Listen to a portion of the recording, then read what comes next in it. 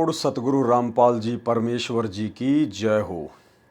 परम पिता परमात्मा, सारी सृष्टि के रचनहार, कुल मालिक, असंख्य ब्रह्मांडों के स्वामी, जगत गुरु, तीनों लोकों में प्रवेश करके सबका भरण पोषण करने वाले राजाधिराज, आत्माधार, नाथों के नाथ, देवों के देव महादेव, सर्वेश्वर महेश्वर, मृत्युंजय, अजरो अमर, आदि अनादि, सनातनी प्रभु, जगत पिता जगदीश्वर, श्री श्री 1008 की उपाधि के वास्तविक अधिकारी, अकाल मूर्त सौद स्वरूपी राम वासुदेव, सर्वगतम ब्रह्म, परम पूज्य, प्रथम पूज्य, परम संत, परम पुरुष, परम धनी, परम दयालु, सत्य कबीर, हक्का कबीर, अल्लाहु कबीर, अल्लाहु अकबर, बाखबर, अल्लाह ताला, जगत के तारणहार, जगत के मुक्तिदाता, जगत के जगन्नाथ, हारे के सहारे, हिंदुओं के राम, मुसलमानों के अल्लाह, सिखों के वाहिगुरु, ईसाइयों के मसीह, दया के सागर दयानिधि, करुणा के सागर करुणानिधि, स्वयंभू परिभू, संकट मोचन, कष्ट हरण, मंगल करण, दुख भंजन,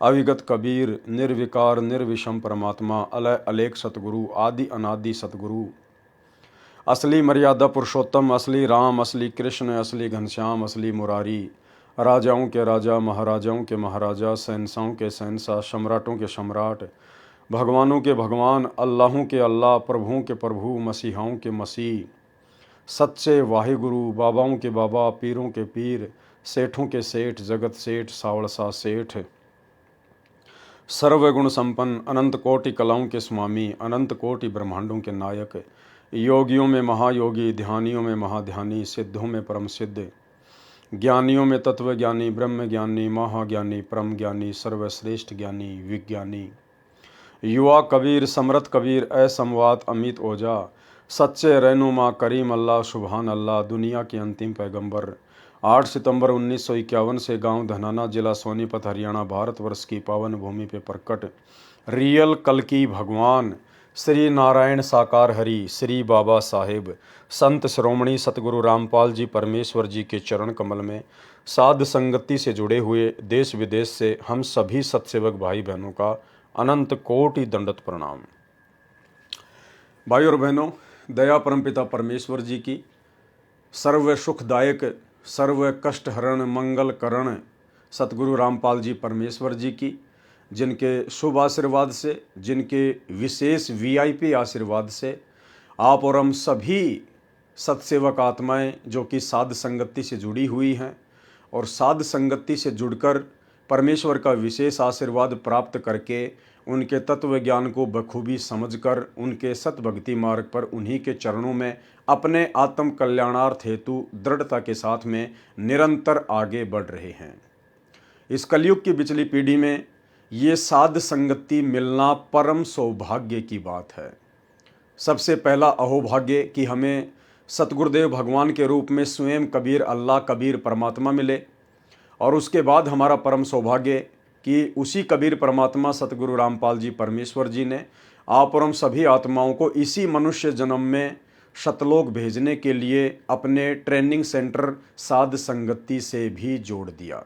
तो भाई और बहनों, ये सोने पे सुहागा है और ये सौभाग्य केवल परमेश्वर की युगों युगों से भक्ति करती आ रही उनकी विशेष आत्माओं को ही नसीब होता है। वर्तमान में ये बात भले ही हमारे खुद के भगत भाई बहनों को रास ना आए, उनको समझ ना आए, ये अलग बात है, ये उनके कमज़ोर भक्ति संस्कारों का ही नतीजा है। लेकिन आने वाले समय में ये बात बिल्कुल जग जाहिर हो जाएगी, ये क्लियर हो जाएगी कि संत रामपाल जी ने यदि अपना कोई सच्चा मुच्चा मार्ग, अपना यथार्थ 13वां कबीर मार्ग यदि शुरू कर रखा है तो साध संगतियों के माध्यम से ही शुरू कर रखा है। क्योंकि साध संगति से जुड़ी हुई भगत आत्माएं ही अभी तक सतगुरु रामपाल जी परमेश्वर जी को जान पाई हैं, पहचान पाई हैं, उन्हें कबीर भगवान के रूप में अपने हृदय में समा पाई हैं। और जिस प्रकार कबीर परमात्मा के साथ में व्यवहार किया जाता है, ठीक वही व्यवहार साध संगति से जुड़ी हुई आत्माएं ही अपने गुरुदेव भगवान के साथ में कर रही हैं। क्योंकि गीता जी में कहा गया है अध्याय 3 के श्लोक नंबर 13 में कि जो व्यक्ति पूर्ण परमात्मा को भोग लगाए बिना अन्न पकाते हैं, अन्न खाते हैं, वो तो समझो पाप ही खा रहे हैं। क्योंकि गीता चारों वेदों का सार है, निष्कर्ष है, और वेद परमात्मा का विधान है। तो परमात्मा के विधान अनुसार यदि कोई व्यक्ति उस पूर्ण परमेश्वर को भोग लगाए बिना अन्न खाता है तो वो व्यक्ति पाप खाता है, पाप। अब जगत वालों को तो पता नहीं कि पूर्ण परमात्मा कौन है, भोग क्या है, कौन सी भोग की आरती है, कैसे भोग लगाते हैं। और जिन आत्माओं को परमात्मा ने अपने शरण में लेकर ये जानकारी दे दी कि पूर्ण परमात्मा कौन है, गीता जी में क्या लिखा हुआ है, क्या करना है, क्या नहीं करना है, वे आत्माएं भी वर्तमान में अपने गुरुदेव भगवान को नहीं समझ पा रही, उस कबीर भगवान को नहीं पहचान पा रही। जी हाँ, सतगुरु रामपाल जी परमेश्वर जी के 90% भगत, सतलोक आश्रमों से जुड़े हुए 90% भगत, संत रामपाल जी का खुद का कलयुगी परिवार, उनके बेटा बेटी, भाई बंधु, रिश्तेदार, ये जितने भी परम भगत समझे जाने वाले स्टेट कोऑर्डिनेटर, जिला कोऑर्डिनेटर, ब्लॉक कोऑर्डिनेटर, आश्रम संचालक, ये सभी लोग अभी तक नहीं जान पाए हैं कि कबीर भगवान कौन है, एक परमात्मा कौन है। ये सभी लोग अभी भी उसी 650 साल पुरानी मुर्दा बेजुबान फोटो को भगवान मान रहे हैं। जिस प्रकार एक बंदर जब उसका बच्चा मर जाता है तो उस मरे हुए बच्चे को अपना जीवित बच्चा मानकर सीने से लगाए फिरती है, तो ये स्थिति वर्तमान में सतलोक आश्रमों से जुड़े हुए भाई बहनों की है। ये उसी एक कागज के टुकड़े को कबीर परमेश्वर मानकर, जो कि 650 साल पहले आए थे, वर्तमान में किसी ने आइडिया लगाकर और दाढ़ी मूछ वाली वो फोटो बना दी। गूगल पर आपको सैकड़ों फोटो मिल जाएंगी, कबीर दास के नाम से सर्च करेंगे तो। इन लोगों ने उसी कागज की बेजुबान मुर्दा फोटो को कबीर भगवान समझ लिया और उसी को सीने से लगाए फिरते हैं, अपने लॉकेट में डालकर अपने घर पर पूजा स्थल पर रखते हैं, अपने घर की दीवारों पर फोटो बना के रखी हुई है। तो जब सतगुरु रामपाल जी परमेश्वर जी ने आकर यथार्थ तत्व ज्ञान दे दिया, और कोई 2 4 5 साल नहीं हुई है, बल्कि 30 वर्ष गुजर चुके हैं, कम नहीं होते हैं। 30 साल तक यदि किसी गधे को भी गीता पढ़ाई जाए तो वो भी बैकुंठ में जाने के लिए सहर्ष तैयार हो जाए। लेकिन सतगुरु रामपाल जी परमेश्वर जी के 30 साल के इतने अथक प्रयासों के बावजूद आज उनका परिवार, स्टेट कोऑर्डिनेटर, जिला कोऑर्डिनेटर और उन लोगों के पीछे अंधी होकर सतलोक आश्रमों में जाने वाली संगत भी नहीं समझ पाई है कि वास्तव में कबीर भगवान कौन है। इस बात को केवल साध संगति से जुड़े हुए सत्सेवक भाई बहनी जान पाए हैं, पहचान पाए हैं कि वो कबीर परमात्मा जो 650 साल पहले आए थे, जो द्वापर युग में आए थे, त्रेता में आए थे, सतयुग में आए थे, इसके अलावा वो परमात्मा ना जाने धरती पर करोड़ों अरबों बार प्रकट हो चुका है। वो कबीर भगवान आज सौभाग्य से हमें सतगुरु रामपाल जी परमेश्वर जी के रूप में उपलब्ध है, प्राप्त है, हमारे पूज्य गुरुदेव भगवान के रूप में सुलभ है। और उसके बाद जितनी भी सत्सेवक आत्माएं हैं जो साध संगति से जुड़ी हुई हैं, वो गीता जी के अध्याय 3 श्लोक नंबर 13 को फॉलो करते हुए प्रतिदिन सतगुरु रामपाल जी परमेश्वर जी को सर्वप्रथम भोग अर्पण करती हैं, भोग की आरती के साथ। एक होती है अन्नदेव की आरती, जो हम सभी भगत भाई बहन नाम दीक्षा के बाद गुरु आदेश से जब भी हम भोजन खाने के लिए बैठते हैं, थाली में जो भी रोटी चपाती या सब्जी होती है उसका एक टुकड़ा तोड़कर थोड़ा सा साइड में रख देते हैं और हम लोग अन्नदेव की आरती करते हैं कि गरीब सुख देना दुख मेटना, ताजा राखे तन, सुर 33 खुश किए, नमस्कार तो है अन्न, अंजल साहेब रूप है, शुद्धिया तृष्णा जाए, चारों युग प्रवान है, आत्म भोग लगाए, जो अपने सु और के एक पीड़ पिछान, भुखिया भोजन देत है, पहुँचेंगे परवान। अन्न देव तू अलख दयालम, तेरे पलड़े तुने ललालम, अन्न देव तू जगमग ज्योति, तेरे पलड़े तुले न मोती, वैरागर किस काम न आवे, अन्न देव तू सम्मन भावे, वैरागर है पत्थर भारी, अन्न देव तू आप मुरारी, खुदिया तृष्णा मेटे पीड़ा, तेरे पलड़े तुले न हीरा, दास गरीबी अन्न की महिमा, 3 लोक में जाकर रहमान। सभी भाई बहन इस प्रकार से अन्नदेव की आरती के साथ भोग लगाकर भोजन करते हैं। और ये अन्नदेव की आरती के साथ में भोग लगाकर भोजन करने की प्रक्रिया भी सतलोक आश्रमों से जुड़े हुए 70% भगत नहीं करते हैं। जिन लोगों को सारनाम तक प्राप्त हो गया है वो भी आज ज्यादातर अन्नदेव की छोटी और बड़ी आरती के साथ परमात्मा को भोग लगा के भोजन नहीं करते हैं।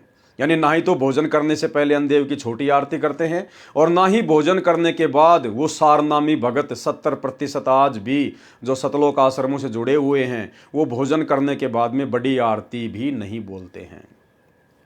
लेकिन परमेश्वर को भोग लगाने के लिए इस आरती का प्रयोग नहीं किया जाता, अन्नदेव की छोटी और बड़ी आरती का। परमेश्वर कबीर साहिब जी को जब भोग लगाया जाता है तो भोग की आरती के साथ में भोग लगाया जाता है। और ये भोग की आरती कहाँ है? ये तीनों समय की आरती की जो पुस्तक है, नित्य नियम का जो गुटका है, उसमें परमात्मा ने संध्या आरती के बाद में अन्नदेव की छोटी और बड़ी आरती लिखी हुई है। उसके बाद में भोग लगाने की विधि लिखी हुई है। यानी अन्नदेव की आरती अलग है और परमात्मा को भोग लगाने की विधि अलग है, वो आरती अलग है।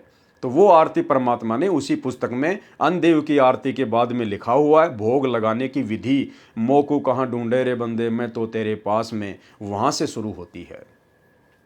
तो आज सतगुरु रामपाल जी परमेश्वर जी की लाखों की करोड़ों की संगत में से यदि सतगुरु रामपाल जी परमात्मा को कबीर भगवान मानकर और यदि प्रतिदिन उनको अपने घर पर कोई भोग लगाता है विधि विधान से, भोग की आरती के साथ में, तो केवल सत्सेवक भाई बहन ही लगाते हैं।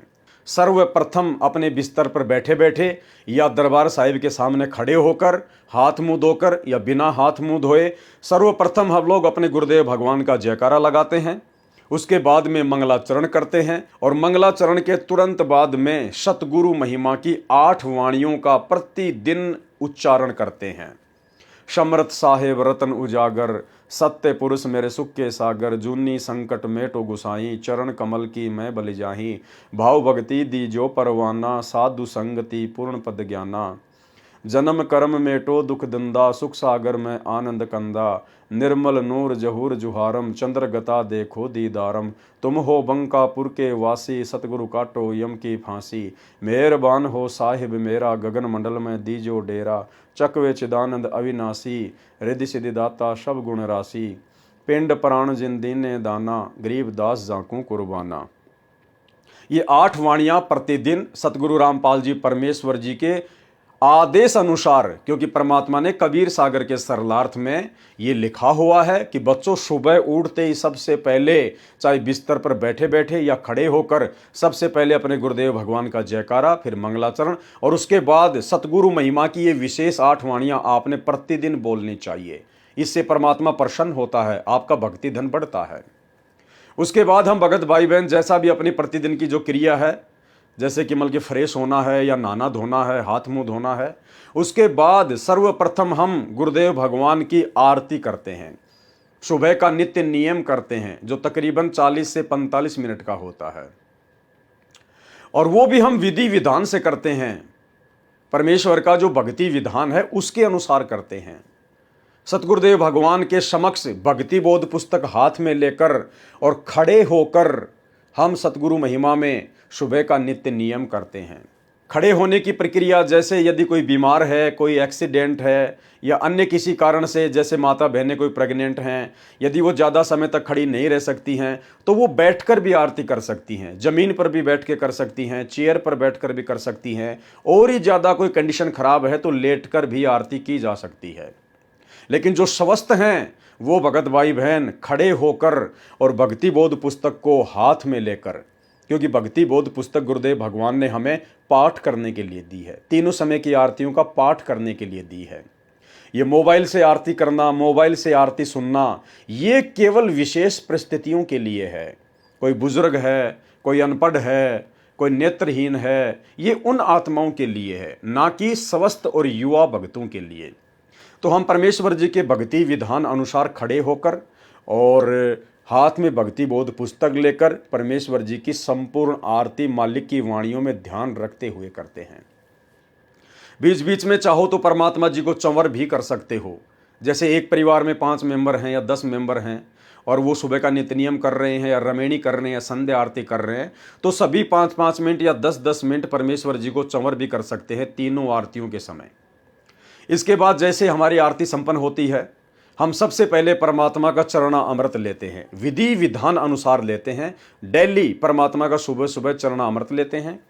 चरणा अमृत लेने के बाद में परमात्मा ने हमें जो मखाने का प्रसाद दिया है या मिश्री का प्रसाद दिया है, हम वो मखाने या मिश्री का प्रसाद लेते हैं। तीनों आरतियों के बाद में थोड़ा थोड़ा प्रतिदिन लेते हैं। चरणामृत केवल सुबह सुबह ही लेते हैं। उसके बाद में परमात्मा जी को नाश्ते राम का भोग लगाया जाता है। कभी हम लोग पोहे बना लेते हैं, कभी हम लोग जो है दही और पराठे बना लेते हैं, कभी कोई दलिया या खिचड़ी बना लेते हैं। इस प्रकार परमात्मा को प्रतिदिन नित्य नियम करने के बाद में सुबह 7 से 8 बजे के बीच में परमेश्वर जी को फिर सभी सत्सेवक भाई बहन छोटी भोग की आरती के साथ में आज लग्या साहिब को भोग दिन के टुकड़े पानी का, कोई जगह पूरबला भाग सफल हुआ दिन जिंदगानी का। परमेश्वर जी को सर्वप्रथम हम विनती करते हैं, प्रार्थना करते हैं, मालिक के बेड के ऊपर या जैसे भी जिसकी व्यवस्था है परमात्मा जी की चौकी लगाई जाती है, सवच उसके ऊपर कपड़ा बिछाया जाता है। फिर परमात्मा जी का भोजन उनके अलग जो बर्तन हैं उनके अंदर जो है नाश्ता वगैरह रख के परमात्मा जी के सामने रखा जाता है और सभी भगत भाई बहन मिलके परमात्मा जी से अर्ज करते हैं, प्रार्थना करते हैं कि हे परमपिता परमेश्वर, सारी सृष्टि के रचनहार, कुल मालिक कबीर परमेश्वर सतगुरु रामपाल जी भगवान, आप जी का भोग प्रसाद तैयार है। परमेश्वर अपनी पवित्र रसना से इसे पवित्र करने की कृपा करें। हे परमेश्वर, भोग प्रसाद बनाते समय, लगाते समय या भोग की आरती करते समय यदि हम तुच्छ बुद्धि जीवों से कोई त्रुटि हो तो परमेश्वर हमें तुच्छ बुद्धि जानकर अक्षमा करें। हे परमात्मा, हम दिनों के इस टुकड़े को स्वीकार करें। इस प्रकार से फिर हम आज लग्या साहिब को भोग दीन के टुकड़े पानी का इस शब्द के साथ में, जो शब्द भक्ति बोध में भोग लगाने की विधि में लास्ट में लिखा हुआ है, इस प्रकार से परमेश्वर जी को फिर हम सुबह के नाश्ते राम का भोग लगाते हैं। और भोग लगाने के बाद में फिर ये सतगुरु महिमा की 8 वाणियाँ बोलते हुए, समरथ साहिब रतन उजागर सत्य पुरुष मेरे सुख के सागर, इन वाणियों के साथ में फिर हम सतगुरु रामपाल जी परमेश्वर जी के हाथ वगैरह धुलवाते हैं और फिर उस पानी को हम अमृत मानकर, क्योंकि वो अमृत ही होता है, फिर उस पानी को हम अमृत समझकर सभी घर वाले पीते हैं और जो भोग लगता है परमात्मा को सभी बांट के उसको खाते हैं। उसके बाद में सभी भाई बहन एक एक माला बैठकर समय निकाल कर ध्यान लगाकर, चाहे मंत्र कार्ड लेकर या चाहे मानसिक रूप से, हम परमेश्वर जी के प्रथम मंत्र की एक माला करते हैं प्रतिदिन। उसके बाद कुछ मंत्र 10, 20, 100, 50 जैसे भी परमात्मा दया करते हैं, समय मिलता है, हम लोग परमेश्वर जी के सतनाम का जाप करते हैं, जिसको सतनाम मिला हुआ होता है।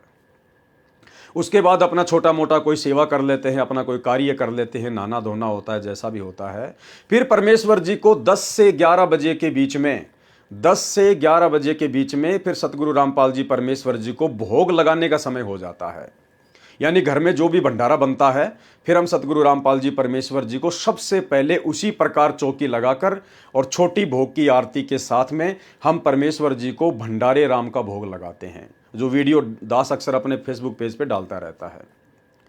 तो परमेश्वर जी को फिर छोटी भोग की आरती के साथ में भंडारे का भोग लगता है। भोग लगने के बाद फिर सभी परिवार वाले भोजन करते हैं, भंडारा करते हैं, क्योंकि परमेश्वर जी को भोग लगने के बाद जो बचा हुआ अन्न खाया जाता है प्रसाद रूप में, उससे हमारे पाप कर्मों का नाश होता है, जो गीता अध्याय 3 श्लोक नंबर 13 में सतगुरु रामपाल जी परमेश्वर जी ने हमें बताया। उसके बाद भाई और बहनों 12 से 2 के बीच में असुर निकंदन रमणी का समय हो जाता है। परमेश्वर के उसी प्रकार भक्ति विधान अनुसार खड़े होकर, हाथ में भक्ति बोध पुस्तक लेकर, सर पर कोई भी कपड़ा डालकर, क्योंकि आदर और सम्मान की दृष्टि से, वैसे कोई नियम नहीं है परमात्मा के मार्ग में, लेकिन आदर और सम्मान की दृष्टि से हम लोग सर पर कपड़ा रखकर परमेश्वर जी की असुर निकंदन रमणी करते हैं। उसके बाद में जो भी अपना काम करना होता है, किसी ने अपना धंधा करना होता है, किसी ने बाहर आना होता है, जाना होता है, शाम तक अपना सब कुछ वो कर देते हैं। फिर जो भगत भाई बहन फ्री होते हैं या जिनके घर पर माता बहनें होती हैं, जिनकी भक्तमतियाँ होती हैं, वो फिर शाम को 4 बजे के आसपास परमात्मा को फल फ्रूट का भोग लगाती हैं। एक कटोरी फल फ्रूट की काट के उसी प्रकार से चौकी लगा के छोटी भोग की आरती के साथ परमात्मा से प्रार्थना करके फल फ्रूट का भोग लगाया जाता है, वो फिर प्रसाद रूप में खाया जाता है। इसके अलावा जैसे ही सूरज ढलता है उस समय सभी मिलकर संध्या आरती करते हैं। उसी विधि विधान से परमेश्वर के द्वारा दी गई तीनों समय की पुस्तक भक्ति बोध को हाथ में लेकर खड़े होकर परमेश्वर जी की आरती स्तुति करते हैं, उस आरती का पाठ करते हैं। और उसके बाद 8 से 8:30 के आसपास फिर से परमात्मा को रात्रि में भंडारे का भोग लगाते हैं, छोटी भोग की आरती के साथ में। उसके बाद परमेश्वर का सत्संग वगैरह सुन लेते हैं, दिन में सुन लेते हैं। तो इस प्रकार से भाई और बहनों, हम सत्सेवक भाई बहनों का जो प्रतिदिन का नित्य क्रम है भक्ति मार्ग का, वो रहता है। अब बहुत सारी मन में शंका उत्पन्न हो जाएंगी, भाई फिर काम धंधा कब करेंगे। भाई 11 बजे आप सुबह फ्री हो जाते हैं परमात्मा को भंडारे का भोग लगा के, फिर आपने क्या करना पड़ता है, फिर आपने शाम के समय 7 बजे आरती करनी पड़ती है। तो बीच में आपके पास में 8-9 घंटे हैं। 8-9 घंटे में क्या करोगे? परमात्मा ने तो काम धंधे के लिए केवल 8 घंटे के लिए कहा है, आपके पास तो 9 घंटे पड़े हैं। क्या करोगे? खूब काम कीजिए, आप जितना कमाना उतना कमाइए। और परमेश्वर की शरण में आने के बाद, सतगुरु रामपाल जी परमेश्वर जी की शरण में आने के बाद फिर भगत को बैल और गधे की तरह कमाने की आवश्यकता नहीं पड़ती है, क्योंकि परमात्मा हमें ये ज्ञान देकर, ये उपदेश देकर, हमारी जितनी भी बुराइयां होती हैं, फालतू का खान पीन होता है, फालतू के खर्चे होते हैं, नशा वगैरह होता है, सब कुछ परमात्मा छुड़वा देते हैं। त्यौहार वगैरह, बात छुचक, लेन देन, शादी विवाह, दहेज, सब कुछ परमात्मा छुड़वा देते हैं। तो खर्चा तो हमारा कोई राय नहीं। और उसके बावजूद साथ संगति से जुड़ने के बाद ना हम बाहर का खाना खाते, ना कोई फास्ट फूड खाते, ना कोई कचौरी समोसे खाते, ना फालतू की चीज़ों का संग्रह करते। तो भाई आपको ज़्यादा कमाने की आवश्यकता कहाँ है? जहां आप पहले 12 घंटे कमा कर भी अपने परिवार का पालन पोषण नहीं कर पा रहे थे, अब सतगुरु रामपाल जी की शरण में आने के बाद विधि विधान से यदि आप उनकी भक्ति करेंगे, यदि आप 5 घंटे भी काम कर लेंगे, तो परमात्मा 12 घंटे से ज़्यादा आपको 5 घंटे में दे देगा। ये समर्थ है। तो भाई और बहनों, ये तो केवल काल प्रेरित आत्माओं की या जिन आत्माओं को अभी अपने गुरुदेव भगवान की पहचान नहीं है, केवल उनके लिए बहानेबाजियां हैं कि इतना समय कैसे निकलेगा, इतना समय कहाँ से लाएंगे, सारा दिन ये कैसे करेंगे। अरे भगवान के लिए तो 24 घंटे भी कम है, अगर करना पड़े तो 24 घंटे भी कम। तो इस प्रकार से भाई और बहनों, जिनको ये भक्ति मार्ग समझ में आ जाएगा, जिनको ज्ञान समझ में आएगा और जिनके अंदर उन क्रियाओं को करने की लालसा होगी, तड़प होगी, तो समर्थ धरती पर है। वो समय भी देगा, आपको धन भी देगा, सब कुछ करेगा परमात्मा। जब सत्सेवक भाई बहनों के साथ में परमात्मा इस प्रकार से कर रहा है, तो आप आश्रम वालों के साथ में भी परमात्मा करेगा, यदि आप गुरु को भगवान मान के साथ संगति से जुड़कर भक्ति करोगे तो भाई और बहनों, इस प्रकार से परमपिता परमेश्वर जी के प्रति हमारे हृदय में, हमारी आत्मा में वो प्रेम जागृत होगा। क्योंकि ज़्यादा से ज़्यादा समय जब हम अपने परमात्मा की सेवा में बिताएंगे, परमात्मा के द्वारा दी गई भक्ति में बिताएंगे, परमेश्वर के नज़दीक रह के बिताएंगे, तो परमेश्वर के प्रति हमारा प्रेम उमड़ेगा, प्यार उमड़ेगा। और इस प्यार के उमड़े बिना हम परमात्मा प्राप्ति नहीं कर सकते। एक छोटा सा सत्संग जिसमें गुरुदेव ने हमें यही समझाने का प्रयास किया है। एक चीज़ का ध्यान रखना, अब आपको पता ही चल गया है कि सतगुरु रामपाल जी परमात्मा स्वयं कबीर भगवान है। इसके बावजूद भी ये अपने आप को छुपाते हुए बीच बीच में कहते हैं कि ये दास वो भगवान नहीं है जिस भगवान की आपको चाहत है। ये दास तो परमात्मा का भेजा हुआ दास है। तो आपको पता ही चल गया होगा कि सतगुरु रामपाल जी परमेश्वर जी के द्वारा इस प्रकार से परमात्मा होते हुए अपने आप को परमात्मा ना कहना, ये उनके मिशन का एक हिस्सा है। परमेश्वर ऐसा क्यों कहते हैं, आप साथ संगत वालों को पता ही चल गया। तो इन बातों पे ध्यान ना दीजिए। बाकी जो परमेश्वर हमें कह रहे हैं भक्ति के ऊपर अपने प्रति प्रेम उमड़ाने के लिए, वो संदेश आप जी सुन लीजिए। कहते हैं, बिना प्रेम पावे नहीं चे करोड़ समाधि ला। और इस प्यार को जागृत करने के लिए, इस प्यार को आप परमात्मा के प्रति बढ़ाने के लिए आपका जो ट्रीटमेंट चल रहा है, ये सारा जो उपचार है परमात्मा में प्यार बढ़ाने का। जितना भी प्यार आपका भगवान में बढ़ जाएगा, उसके बाद आपको संसार में उस मालिक के अतिरिक्त कोई नजर नहीं आएगा। और वो मालिक कैसा है, कौन है, उसको नहीं जानते। इसलिए परमात्मा ने यही कहा है कि मम संत मुझे जान मेरा ही स्वरूपम। मेरे संत को मेरा ही रूप मान लेना, मुझे ही मान लेना। जैसे गुरु भगवान नहीं है, गुरु तो भगवान को मिलाने का, प्राप्त करवाने का एक मीडिया है, लेकिन वो पूर्ण परमात्मा का कृपा पात्र है। बंदी छोड़ सतगुरु रामपाल देव परमेश्वर जी की जय हो। बंदी छोड़ सतगुरु रामपाल देव परमेश्वर जी की जय हो। बंदी छोड़ सतगुरु रामपाल देव परमेश्वर जी की जय हो।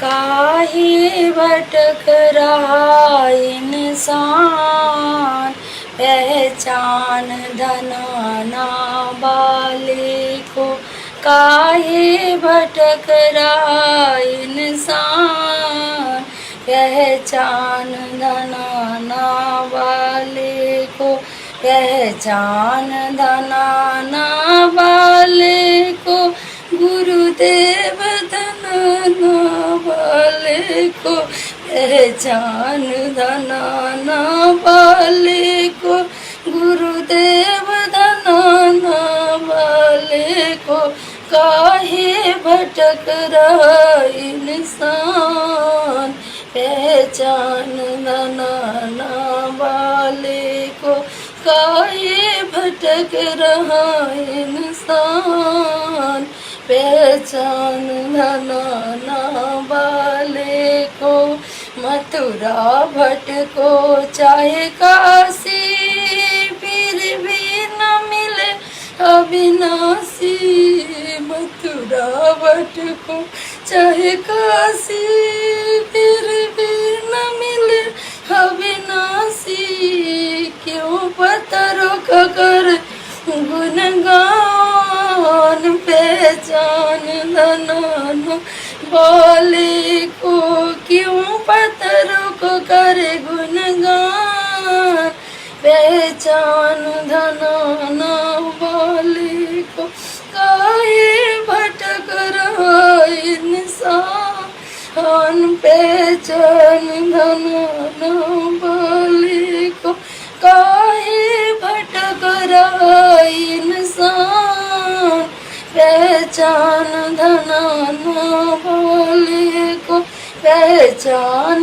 धनाना वाले को, गुरुदेव धनाना वाले को, पहचान धनाना वाले को, गुरुदेव धनाना वाले को, काहे भटक रहा इंसान, पहचान धनाना वाले को।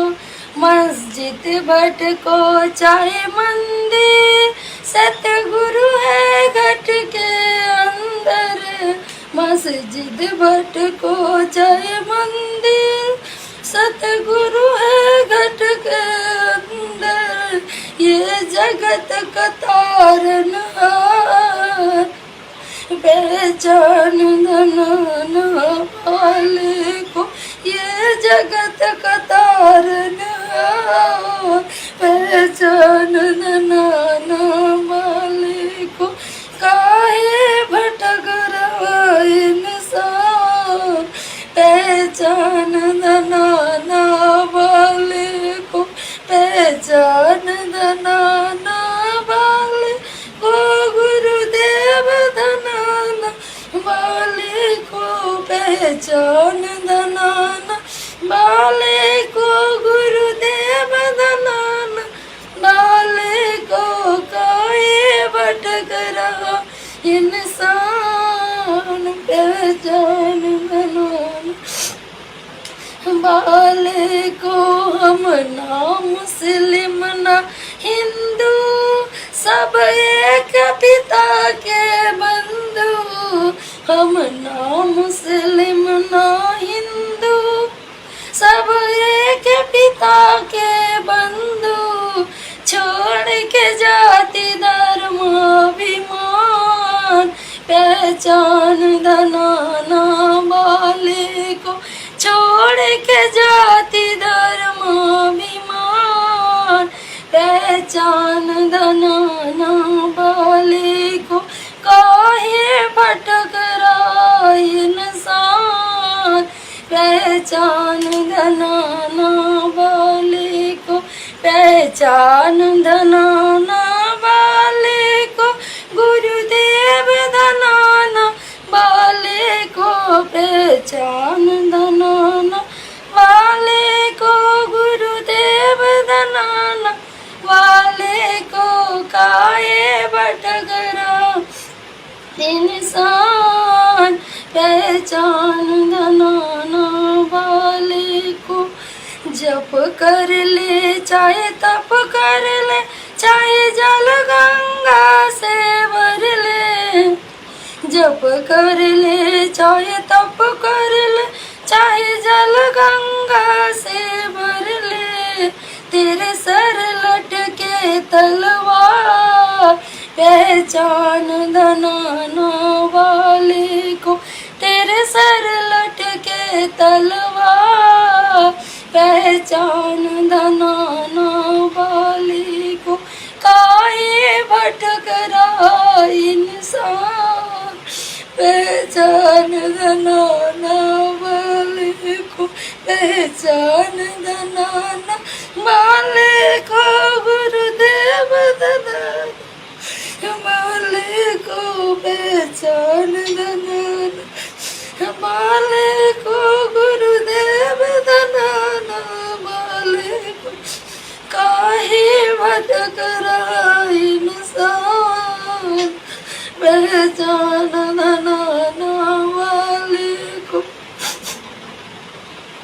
चाहे राम जपो हनुमान जपो, चाहे राधे राधे श्याम जपो, चाहे राम जपो हनुमान जपो, चाहे राधे राधे श्याम जपो। तू भूल गया करतार, पहचान धनाना वाले को। तू भूल गया करतार, पहचान धनाना वाले को। काहे भटक रहा इंसान, पहचान धनाना वाले को, पहचान धनाना वाले को। गुरुदेव धनाना वाले को, पहचान धनाना वाले को। गुरुदेव धनाना वाले को। काहे भटक रहा इंसान, पहचान धनाना वाले को। तेरे बढ़ रही हरी बीमारी, भटके डॉक्टर सरकारी, तेरे बढ़ रही हरी बीमारी, भटके डॉक्टर सरकारी। तेरा घर बन गया शमशान, पहचान धनाना वाले को।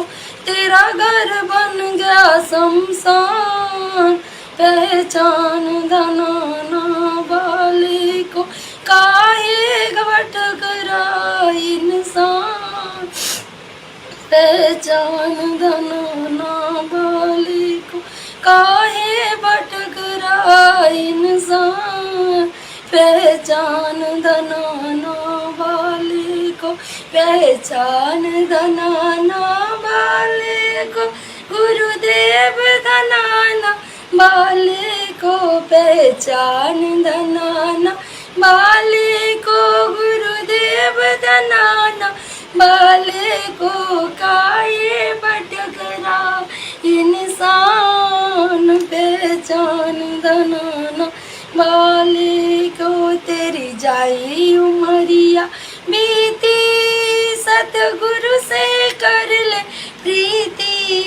तेरी जाई उमरिया बीती, सतगुरु से कर ले प्रीति। तू पल भर का मेहमान, पहचान धनाना वाले को। तू पल भर का मेहमान, पहचान धनाना वाले को। काहे भटक रहा इंसान, पहचान धनाना वाले को, पहचान धनाना वाले को। गुरुदेव धनाना वाले को, पहचान धनाना वाले को। गुरुदेव धनाना वाले को। काहे भटक रहा इंसान, पहचान धनाना वाले को। काहे भटक रहा इंसान, पहचान धनाना वाले को। थारी साथ संगत करी पूजा, मारा और नहीं कोई दूजा। तारी साध संगत करी पूजा, मारा और नहीं कोई दूजा। गुरु रामपाल जी बरतार, पहचान दनाना वाले को। गुरु रामपाल जी बरतार, पहचान दनाना वाले को। काहे भटक रहा इंसान, पहचान दनाना वाले को। काहे भटक रहा इंसान, पहचान दनाना वाले को। पहचान दनाना वाले को, गुरुदेव बनाना वाले को। पहचान दनाना वाले को, गुरुदेव बनाना वाले को। काहे भटक रहा इंसान, पहचान दनाना वाले को। काहे भटक रहा इंसान, पहचान दनाना वाले को। बंदी छोड़ सतगुरु रामपाल देव पूर्ण परमेश्वर जी की जय हो। बंदी छोड़ सतगुरु रामपाल देव पूर्ण परमेश्वर जी की जय हो। बंदी छोड़ सतगुरु रामपाल देव पूर्ण परमेश्वर जी की जय हो। तो भाई और बहनों, ये एक छोटी सी जानकारी थी उन समस्त भगत भाई बहनों के लिए जो अभी साध संगति से जुड़ नहीं पाए हैं, जिनको अभी वो संपूर्ण ज्ञान भक्ति मार्ग का हो नहीं पाया है, जिनको परमात्मा के मिशन की अच्छे से समझ नहीं है, या जिनके भक्ति संस्कार कमज़ोर हैं, जो अभी भी गुरुदेव के परिवार के पीछे अंधे होकर अपनी मर्यादा तोड़कर टूटी फूटी भक्ति में लगे हुए हैं। लेकिन टूटी फूटी भक्ति से बात नहीं बनेगी। भक्ति तो परमात्मा के भक्ति विधि विधान अनुसार ही करनी पड़ेगी, और जब हमारी करने की इच्छा होगी तो परमात्मा भरपूर सहयोग करते हैं। तो पुस्तक भक्ति और भगवान के ऊपर वीडियो बनाने की श्रृंखला जारी है, और इसी श्रृंखला में आज हमारा ये 16वें नंबर का वीडियो है। काफ़ी कुछ शंका समाधान प्रश्नोत्तरी हो चुकी है। अब आगे जो जिज्ञासु भगत सवाल कर रहा है उसका सवाल नंबर है 30, प्रश्न नंबर 30। तो क्या है? माता के भगत अधिकतर काले रंग से परहेज करते हैं, तो क्या कबीर पंथियों के शिष्यों को भी किसी विशेष ऐसे किसी नियम का पालन करना होता है? एक और बात, सिर पर टोपी या कपड़ा स्त्री और पुरुष को कब कब रखना चाहिए, अर्थात हर पवित्र लेख पढ़ते समय या सत्संग सुनते समय भी इसका कोई कारण है? यानी सवाल करता सतगुरु रामपाल जी परमेश्वर जी से सवाल कर रहा है कि जैसे माता जी के जो भगत होते हैं वो काले रंग से परहेज करते हैं, तो क्या कबीर पंथ में भी इस प्रकार का कोई नियम है? इसके अलावा स्त्री या पुरुष कबीर पंथ में सर पर कोई सफ़ेद कपड़ा या टोपा या टोपी किसी पुस्तक को पढ़ते समय, किसी लेख को पढ़ते समय रखना जरूरी होता है या नहीं होता है? तो गुरुदेव भगवान क्या आदेश दे रहे उन्हें? उत्तर, ये मूर्खों का नियम है। गुरुदेव ने बताया इस प्रकार का जो नियम है ये मूर्खों का नियम है। कबीर परमेश्वर के मार्ग में ऐसा कुछ भी नहीं है। लेकिन भाई सतगुरु रामपाल जी परमात्मा के मार्ग में तो ऐसा है, फिर गुरु जी यहाँ क्यों मना कर रहे हैं? भाई जब सतलोक आश्रमों में 3 दिन का पाठ प्रकाश होता है, या हमारे गुरुदेव भगवान के समय जब 3 दिन का पाठ प्रकाश होता था, तो जब भी आदरणीय गरीबदास जी महाराज जी के सदग्रंथ साहिब को पढ़ने के लिए कोई भी पाठी बैठा करता था, तो आप सबको पता है कि वो अपने सर पर सफ़ेद कपड़ा बांधकर ही गरीबदास जी के सदग्रंथ साहिब को पढ़ता है। वर्तमान में भी आप सतलोक आश्रमों में जो पाठ चलता है आप जी वीडियो देख सकते हैं। गुरुदेव भगवान के आप जी पुराने वीडियो देख सकते हैं। जब जब गुरुदेव भगवान पाठ प्रकाश किया करते थे स्वयं बैठकर, तो परमात्मा सर पर सफ़ेद कपड़ा पहनकर ही गरीबदास जी के सदग्रंथ साहिब को पढ़ा करते थे, और वर्तमान में भी यही प्रक्रिया जारी है। तो फिर सतगुरु रामपाल जी भगवान ने क्यों मना किया कि कबीर पंथ में सर पर कपड़ा बांधकर किसी पुस्तक को पढ़ना कोई अनिवार्य नहीं है, ये तो मूर्खों का नियम है? देखो भाई और बहनों, सवाल जो कर रहा है वो है जगत वाला, वो अभी संत रामपाल जी की शरण में नहीं है, और वो कह रहा है कि क्या किसी पवित्र लेख को पढ़ते समय सर पर कोई कपड़ा बांधना जरूरी है? तो गुरुदेव कह रहे हैं बिल्कुल भी जरूरी नहीं है, ये मूर्खों का नियम है।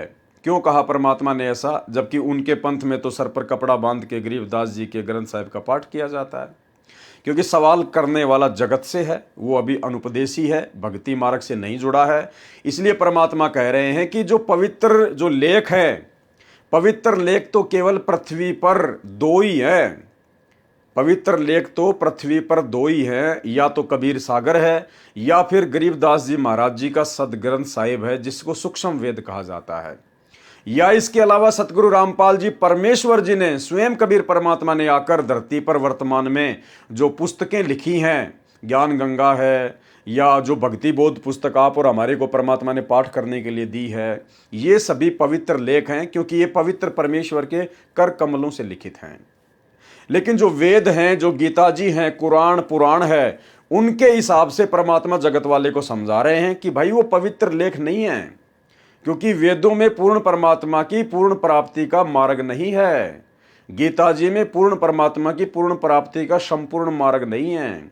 18 पुराणों में पूर्ण परमात्मा की पूर्ण प्राप्ति का कंप्लीट मार्ग नहीं है, इसलिए वो पूर्णतया पवित्र लेख नहीं है। इसलिए गीता, वेद, कुरान, पुराण, बाइबल, 18 पुराण, इनको पढ़ते समय सर पर कोई कपड़ा आदर या सम्मान की दृष्टि से बांधना कोई आवश्यक नहीं है।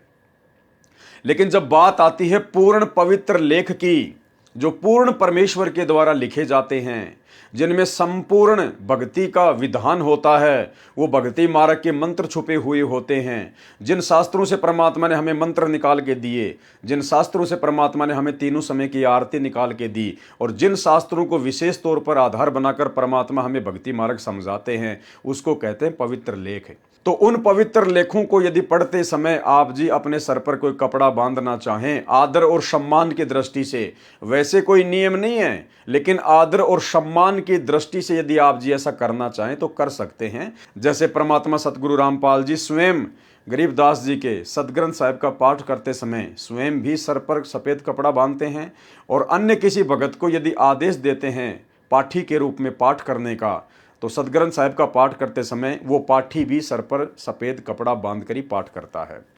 ठीक इसी प्रकार भाई और बहनों, आप और हम साथ संगति से जुड़े हुए भाई बहन, हमें सतगुरु रामपाल जी परमेश्वर जी ने जो पवित्र लेख, जो भक्ति बोध पुस्तक तीनों समय की आरती के लिए दी है, हम सभी भाई बहन उसी को फॉलो करते हुए आदर और सम्मान की दृष्टि से सर पर सफ़ेद कपड़ा बांधकर परमेश्वर जी की तीनों समय की आरती करते हैं। ये कोई नियम नहीं है, अगर आप नहीं बांधोगे तो भी कोई दिक्कत नहीं है।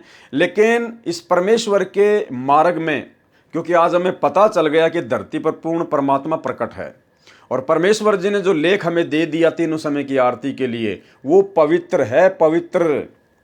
आगे आपको इसी वीडियो में दिखाएंगे कि नियम तो यहाँ तक है परमात्मा के मार्ग में, यदि आप गुरु जी की कोई भी पुस्तक पढ़ें तो आपने उससे पहले नहाना जरूरी है। जबकि एक सत्संग में तो गुरु जी कहते हैं कि नहाए धोए क्या होए जो मन का मैल न जाए, और मीन सदा जल में रहे तन की बांस न जाए। वहाँ तो परमात्मा रिजेक्ट कर रहे हैं कि नहाने धोने की कोई आवश्यकता नहीं है।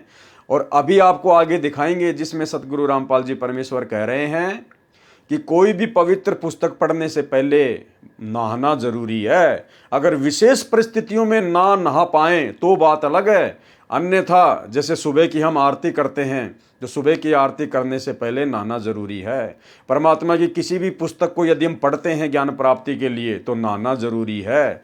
और विशेष परिस्थितियों में हाथ पैर धो के काम चलाया जा सकता है, लेकिन नहाना जरूरी है। सतगुरु रामपाल जी ने स्वयं इस पुस्तक भक्ति और भगवान में लिखा हुआ है। तो ठीक इसी प्रकार भाई और बहनों, सर पर कपड़ा बांधना कोई जरूरी नहीं होता है, लेकिन जिन पुण्य आत्माओं को ये भक्ति मार्ग समझ में आ जाएगा, जब भक्ति का आगे का ज्ञान समझ में आएगा, जब स्वयं परमात्मा धरती पर प्रकट है सतगुरु रामपाल जी, जब ये समझ में आएंगे तो आदर और सम्मान की दृष्टि से भगत सर पर कोई कपड़ा डालकर ही तीनों समय की आरती करेगा। लेकिन यहाँ सतगुरु रामपाल जी परमेश्वर जी ने उस जगत वाले भाई को, जो कि अभी भक्ति मार्ग से जुड़ा नहीं है, उसको उसी आधार से समझाते हुए लिखा है कि यह मूर्खों का नियम है, कबीर परमेश्वर के मार्ग में ऐसा कुछ भी नहीं है। प्रश्न नंबर 31, यानी सतगुरु रामपाल जी परमेश्वर जी से फिर किसी जगत वाले भाई ने यह सवाल किया, स्त्रियों को पुरुषों की अपेक्षा थोड़ा अपवित्र शरीर प्राप्त होता है, जबकि ऐसा कुछ भी नहीं है, लेकिन ये उसकी अपनी सोच है। क्योंकि माता बहनें होती हैं, वो हर महीने माहवारी से गुजरती हैं, यानी उनको पीरियड होते हैं, इसलिए वो अपनी सोच आधार से कह रहा है कि स्त्रियों का शरीर पुरुषों की अपेक्षा थोड़ा अपवित्र माना जाता है, जबकि संत रामपाल जी की भक्ति मार्ग में ऐसा कुछ भी नहीं है, दोनों बराबर हैं। स्त्रियों का पुरुषों की अपेक्षा थोड़ा अपवित्र शरीर होता है या माना जाता है, तो क्या वो स्त्री की आत्मा पूरा महीना नाम का जाप और किसी पवित्र लेख का या ग्रंथ का पठन पुरुषों की भांति कर सकती है? जब स्त्रियों को नाम लेना हो तो उनके लिए कोई विशेष दिन है? क्या नाम हर स्त्री पुरुष को प्रतिदिन स्नान करके जपना चाहिए? ध्यान रखना भाई और बहनों, ये सवाल क्या पूछा जा रहा है। क्या नाम हर स्त्री पुरुष को प्रतिदिन स्नान करके जपना चाहिए या फिर मन में हर समय जपने का अधिकार है, चाहे शरीर पवित्र या अपवित्र? इसी प्रकार कोई ग्रंथ भी स्नान करके पढ़ना चाहिए या ऐसे ही पढ़ सकते हैं? ये ध्यान रखना, इसी प्रकार कोई भी ग्रंथ स्नान करके पढ़ना चाहिए या ऐसे ही पढ़ सकते हैं। अर्थात स्त्रियां मासिक धर्म में नाम का जाप करें या पवित्र ग्रंथ पढ़ें तो क्या वो पाप की भागी नहीं बनेंगी? क्योंकि उस समय स्त्री शरीर को बहुत अपवित्र माना जाता है। क्योंकि जब मेरी पत्नी ने सरस्वती मंत्र लिया था तो बताया गया था कि स्त्रियां मासिक धर्म के दिनों में पवित्र माला को हाथ ना लगाएं। कृपया ये शंका पूरी तरह दूर करें, क्योंकि एक स्त्री मासिक धर्म में किसी पवित्र मंदिर में, शायद बाबा बालकनाथ के मंदिर में चली गई थी, तो तब से वहाँ स्त्रियों का जाना मना है। इसलिए ये बताएं कि स्त्रियों के लिए विशेष नियम क्या है, कहीं ऐसा न हो कि नाम लेकर भी सतलोक न जा सकें। ये सभी स्त्रियों के लिए जानना अत्यंत आवश्यक है। तो सतगुरु रामपाल जी परमेश्वर जी ने इन सभी सवालों का फिर क्या जवाब दिया? उत्तर, यह अनजानों का नियम है, यह अनजान व्यक्तियों का नियम है कि स्त्रियों को मासिक धर्म के समय जब उनका पीरियड शुरू होता है उस समय वो माला को हाथ नहीं लगा सकती, या खाना नहीं बना सकती, या आरती नहीं कर सकती, या पूजा पाठ नहीं कर सकती, या अपने भगवान को भोग नहीं लगा सकती। परमात्मा कहते हैं ये मूर्खों का बनाया गया नियम है। ये जितने भी नकली साधु संत महात्मा जो अपने शास्त्रों से अपरिचित थे, जो तत्व ज्ञान से अपरिचित थे, ये उनकी मन गढ़ंत कहानियां हैं। भक्ति मार्ग में ऐसा कुछ भी नहीं है। स्त्री पुरुष दोनों परमेश्वर की रचना है। उनके शरीर में जो भी बदलाव होता है वो परमात्मा की इच्छा से होता है, जो नियम परमात्मा ने बनाया हुआ है। यह अनजानों का नियम है। कबीर साहिब के मार्ग में शुतक यानी बच्चे के जन्म के दौरान और पातक यानी किसी की मृत्यु के दौरान या स्त्रियों के मासिक धर्म के दौरान धार्मिक पुस्तकें पढ़ना, दीप ज्योति जलाना व मंत्र जाप करना बंद नहीं करना होता है। यानी कबीर परमात्मा के मार्ग में सतगुरु रामपाल जी परमेश्वर जी से उपदेश लेने के बाद में माता बहनों का मासिक धर्म किसी भी प्रकार से भक्ति मार्ग में कोई बाधा उत्पन्न नहीं करता है। हमने वही सारी क्रियाएं, आरती करना, दीपक लगाना, खाना बनाना, पुस्तकें पढ़ना, मंत्र जाप करना, सत्संग सुनना, सब कुछ करना होता है। किसी प्रकार की कोई बाधा नहीं है। वो केवल एक शरीर की प्राकृतिक प्रक्रिया है, उसमें किसी का कोई दोष नहीं है। इसलिए भक्ति मार्ग में माता बहनों का मासिक धर्म के दौरान पूजा पाठ करना कोई बाधा उत्पन्न नहीं करता है। प्रतिदिन की तरह ही करते रहना चाहिए। स्नान करना जरूरी है। देखो क्या कह रहे गुरुदेव भगवान, जब उस भगत ने ये सवाल किया ना, जगत वाले व्यक्ति ने, वो भगत नहीं है, जगत वाले ने, कि किसी भी पवित्र लेख को या पुस्तक को पढ़ते समय नहाना जरूरी है या नहीं है।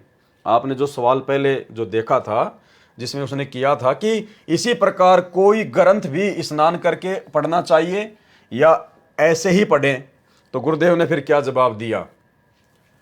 स्नान करना जरूरी है। क्या कह रहे हैं गुरुदेव? स्नान करना जरूरी है। यदि किन्हीं परिस्थितियों में स्नान नहीं भी कर पाए तो हाथ पैर मुंह धोकर पवित्र पुस्तकें पढ़ सकते हैं। यानी विशेष परिस्थितियों में अगर आप नहीं नहा पाते हैं तो फिर हाथ पैर मुंह धोकर पवित्र पुस्तकें पढ़ सकते हैं।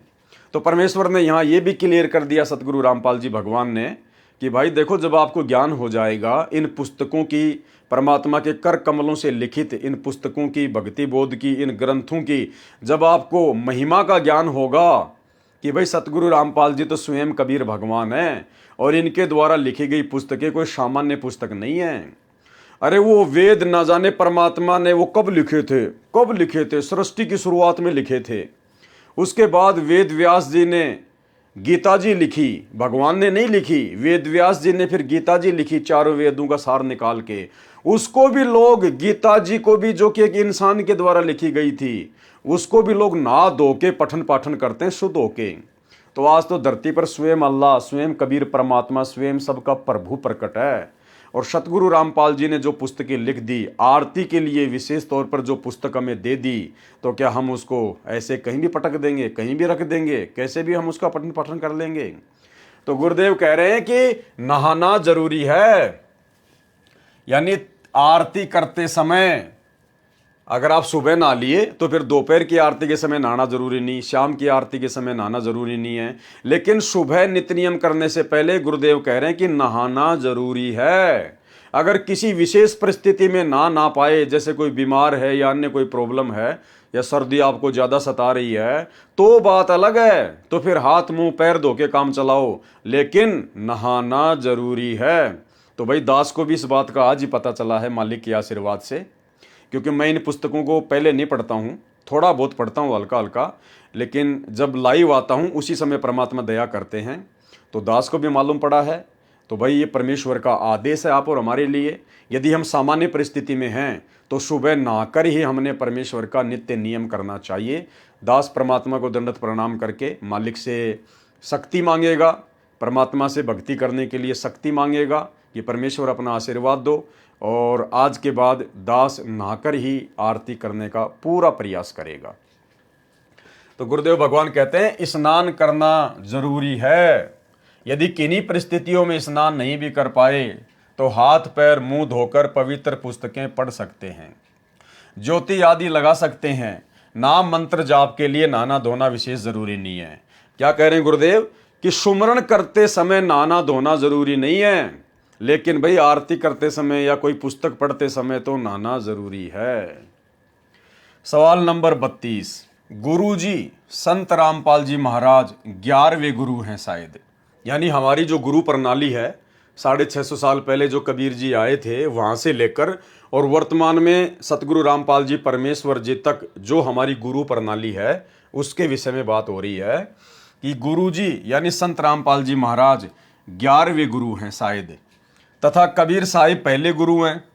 दूसरे गुरु गरीबदास, क्या गरीबदास जी ने अगले तीसरे गुरु जी को नाम उपदेश देने का अधिकार स्वयं दिया था, या कबीर साहिब ने ही तीसरे गुरु जी को आदेश दिया था? इसी प्रकार क्या तीसरे गुरु जी ने चौथे गुरु जी को नाम उपदेश देने का अधिकार स्वयं ही दिया था, या कबीर साहिब ने? मेरा कहने का अभिप्राय यह है कि कबीर साहिब ने क्या गरीबदास जी से लेकर राम देवानंद जी गुरुजी 10वें गुरुजी तक सबको खुद ही आकर कहा कि आप नाम दीजिए, या फिर ये पहली बार में कह दिया था जब पृथ्वी मृत्यु लोक पर आए थे कि जिनको उनके गुरु आदेश देंगे वो ही नाम देंगे? तो गुरुदेव ने क्या उत्तर दिया, यह नाम देने की आज्ञा की परंपरा कबीर साहिब से गरीबदास जी को और गरीबदास जी से शीतलदास जी को ऐसे ही चलती आ रही है। मेरी गुरु प्रणाली, सबसे पहले बंदी छोड़ कबीर साहिब जी महाराज काशी उत्तर प्रदेश, दूसरे नंबर पर बंदी छोड़ गरीबदास जी महाराज छुडानी झज्जर हरियाणा, तीसरे नंबर पर संत शीतलदास जी महाराज बरहाना रोहतक हरियाणा, चौथे नंबर पर संत ध्यानदास जी महाराज, पांचवें नंबर पर संत रामदास जी महाराज, छठे नंबर पर संत ब्रह्मानंद जी महाराज करोथा रोहतक हरियाणा, सातवें नंबर पर संत जुगतानंद जी महाराज, आठवें नंबर पर संत गंगेश्वरानंद जी महाराज बाजिदपुर दिल्ली, नौवें नंबर पर संत चिदानंद जी महाराज गोपालपुर धाम सोनीपत हरियाणा, 10वें नंबर पर संत रामदेवानंद जी महाराज तलवंडी भाई फिरोजपुर पंजाब, 11वें नंबर पर संत रामपाल दास महाराज। अब भाई और बहनों, ये है हमारी गुरु प्रणाली 650 साल से लेकर वर्तमान समय तक। अब इसमें देखने वाली चीज क्या है, इसमें बंदी छोड़ कहां कहां लगा हुआ है। जहां जहां बंदी छोड़ शब्द लगा हुआ है, जिस भी महापुरुष के नाम से पहले समझ लेना वो पूर्ण परमात्मा है, वो कबीर साहिब है। रोल चाहे वो कुछ भी कर रहा हो, लेकिन वो स्वयं ही परमात्मा है। तो बंदी छोड़ इस पूरी गुरु प्रणाली में केवल पहले नंबर पर लगा है बंदी छोड़ कबीर साहिब जी। तो कबीर साहिब जी स्वयं बंदी छोड़ हैं, कबीर भगवान है। दूसरे नंबर पर बंदी छोड़ लगा है गरीबदास जी महाराज जी के नाम से पहले। तो गरीबदास जी महाराज जी के रूप में स्वयं ही कबीर परमात्मा थे। बाकी किसी के नाम के आगे बंदी छोड़ नहीं लगा हुआ है।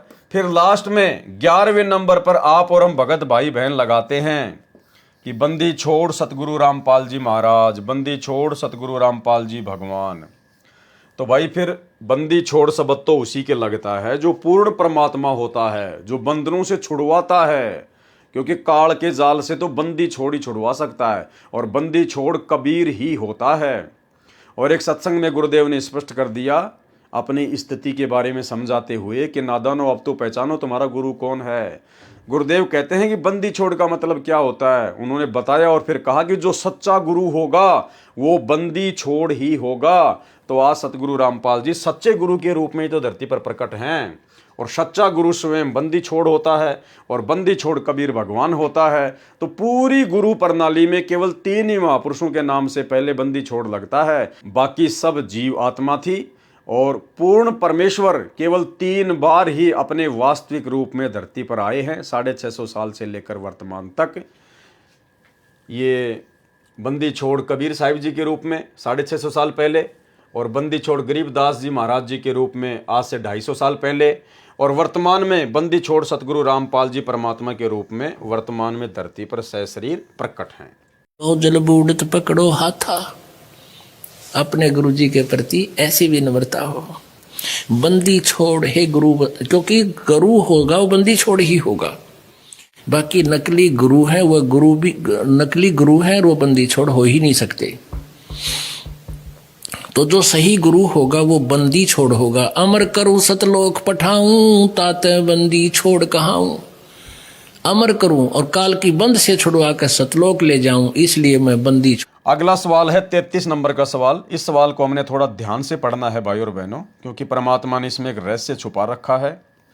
क्योंकि देखो बहुत सारी बातें साध संगति में दास जो बोलता है ना, तो बहुत सारे भाई बहनों को शंका हो जाती है कि गुरु जी से तो हमने कभी सुना ही नहीं, किसी सत्संग में सुना ही नहीं। लेकिन भाई परमात्मा दास को निमित्त बनाकर जो भी बातें बुलवाते हैं वो अपने भक्ति विधान अनुसार ही बुलवाते हैं।